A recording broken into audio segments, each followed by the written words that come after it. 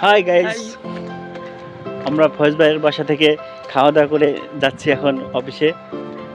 ফয়েজ ভাইয়ের বাসা থেকে আজকে খেলাম, খুব মজা লাগলো। আসলে ফয়েজ ভাইয়ের রান্না কি বলবো, হাতের রান্না মানে অমৃত অমৃত। এটা কি আমাকে প্রমোট করতেছেন না। নাকি মানুষকে আমার বাসা আসার জন্য মানে ইনভাইট করতেছেন এরকম কিছু? সেটা আপনি যেটা মনে করেন, যদি আপনি ইনভাইট করে খাওয়াই তোলেন। আমাদের কমেন্টসে দেখলাম যে অনেক লোক বলছে যে আমাকে তো বললেন না, আমাকে তো দাওয়াত দিলেন না। তা যারা যারা ফয়েজ ভাইয়ের না, হাতের কিছু লোক রান্না, আমাকে খুব রাগ করছে যে আপনি নাকি উচ্চলে নিয়ে খাওয়াও না, একা আমাদের নিয়ে খাওয়ান না কেন, এটা বলতেছে না আমাকে। যারা যারা ফয়েজ ভাইয়ের হাতের রান্না খেতে চান তাহলে সবাই ভাই এটা চলে কিন্তু আসবেন। পাম, ভাই এটা কিন্তু পাম আসলে মানে রান্না করতে পারি ওরকম মজা না, জাস্ট খাওয়ার মতো হয় এটুকু বলতে পারি।